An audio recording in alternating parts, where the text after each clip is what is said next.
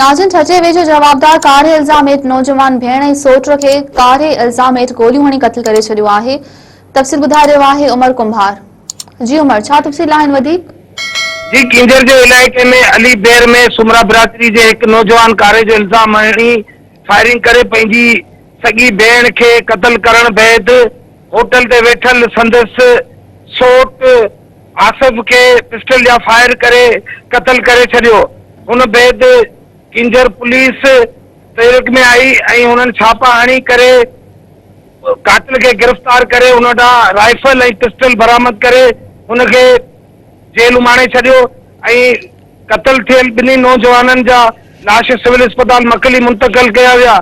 ॿुधायो वञनि था त हे आमनत ऐं आसिफ ॿई पाण में मासात आहिनि, सॻियुनि भेणनि जी औलाद आहिनि ऐं हिकिड़ो ई घर आहे जेको हींअर ॿिनि दुरियनि में बटिजी चुको आहे ऐं हिक ॿियनि ते मोर्चा बंदि थियल आहिनि।